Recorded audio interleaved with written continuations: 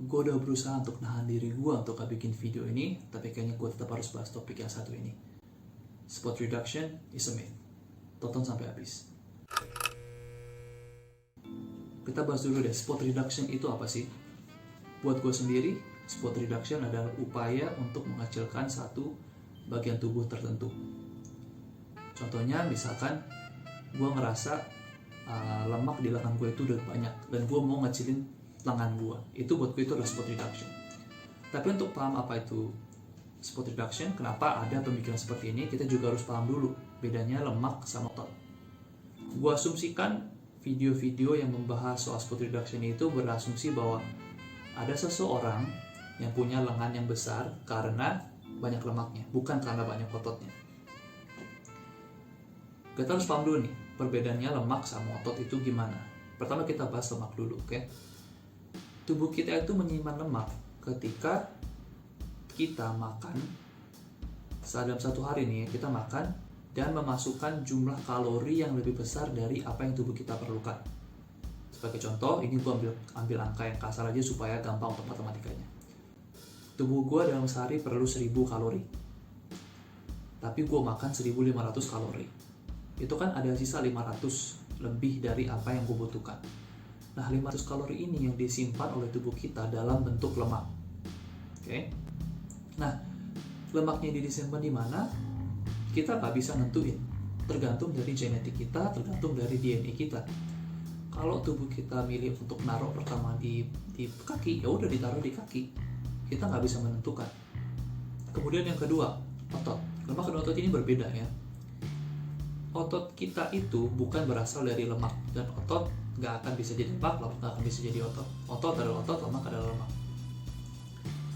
Kalau kita latihan tubuh gitu ya, weight training atau kita apapun lah, kita gerakan tubuh kita, otot kita itu kan akan beradaptasi. Semakin banyak kita bergerak, semakin banyak kita menggunakan otot kita itu akan beradaptasi. Entah dia jadi lebih kencang, jadi lebih kuat, atau jadi lebih besar, itu kembali tergantung ke metode latihannya. Oke, sekarang masalahnya gini. Beberapa minggu belakangan, gue ngeliat beberapa fitness influencer yang followingnya udah lumayan banyak. Mereka bikin video tentang spot reduction. Judulnya kurang lebih, lakukan gerakan ini kalau mau mengecilkan lengan atau mengecilkan perut. I'm sorry to say, tapi ini bohong. Karena gini, katakan ya kita ambil contoh ngecilin lengan, oke? Ini otot kita yang dilapisi oleh lemak. Jadi otot, ini lemak, oke? Dilapisi begini. Terus fitness influencer ini mereka bilang, oh lakukan gerakan seperti contoh arm circles atau triceps dip atau skull crushers atau apapun yang gerakan yang menggunakan lengan. Ketika kita melakukan gerakan-gerakan itu, nggak ada jaminan bahwa lemak yang ada di lengan yang akan dibakar oleh tubuh kita. Tapi sebaliknya, otot yang kita pakai itu akan beradaptasi. Entah dia jadi lebih besar atau jadi lebih kencang, itu tergantung kan.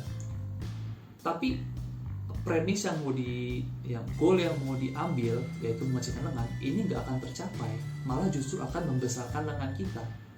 Oke, bagus kalau ternyata lemak yang ada di lengan yang dibakar, tapi kalau ternyata lemak di daerah lain, terus orang ini followersnya udah ikutin capek-capek, terus nggak dapat hasil yang diinginkan, yang dijanjikan oleh influencer sini.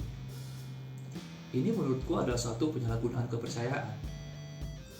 Oke. Tapi apakah berarti kita jangan melakukan gerakan-gerakan ini? Enggak juga. Olahraga yang dilakukan adalah olahraga yang terbaik. Kebalik. Olahraga terbaik adalah olahraga yang dilakukan. Oke, lakukan tetap aja arm circles, triceps dip, tapi jangan harap bahwa lemak yang di lengan yang akan dibakar. Bisa jadi lemak di daerah yang lain. Gue nggak bilang jangan lakukan gerakan-gerakan itu. Yang gue mau adalah tetap lakukan gerakan-gerakan itu, tapi dengan ekspektasi yang berbeda. Dan gue mohon dengan influencer fitness di luar, berikanlah edukasi-edukasi yang sesuai dengan fakta, yang sesuai dengan sains. Jangan kasih edukasi yang cuma enak didengar di telinga, tapi hasilnya tuh jauh beda dari apa yang akan terjadi sebetulnya. Contohnya seperti spot reduction ini.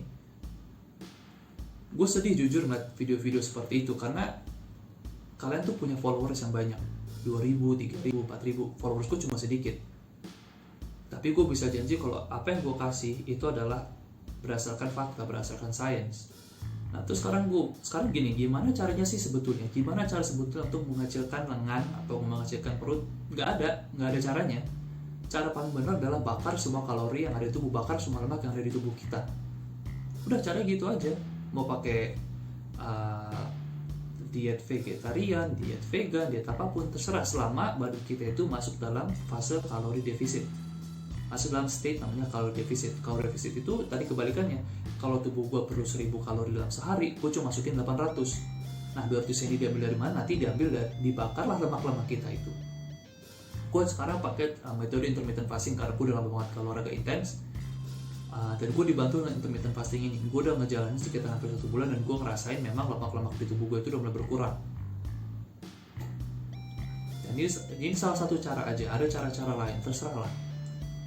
Gue bisa bilang bahwa intermittent fasting adalah cara yang baik, tapi apakah gue akan nyuruh kalian semua untuk cuma pakai intermittent fasting? Enggak, karena mungkin itu berguna buat gue, mungkin itu apa yang bekerja buat gue, tapi bukan berarti itu apa yang bekerja buat lo.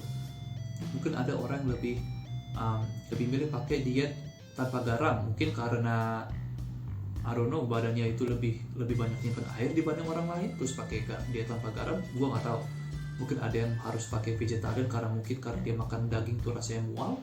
Gue nggak tahu, tapi yang pasti satu-satunya cara untuk ngebakar lemak adalah kalori defisit, nggak ada cara lain. Tapi metode apa yang digunakan untuk mencapai kalori defisit ini terserah kalian. Cuman yang gue pakai sekarang adalah intermittent fasting. Apa gue menyarankan? Ya silahkan dicoba. Tapi gue akan katok palu bilang cuma intermittent fasting yang bisa dipakai untuk membakar lemak. Itu membantu buat gue.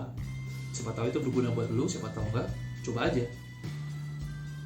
Jadi sekarang kalau teman-teman melihat ada video yang bilang, lakukan gerakan ini untuk mengecilkan lengan, gue juga bukan bilang bahwa mereka adalah fitness influencers yang buruk. Bukan, mungkin mereka juga belum tahu.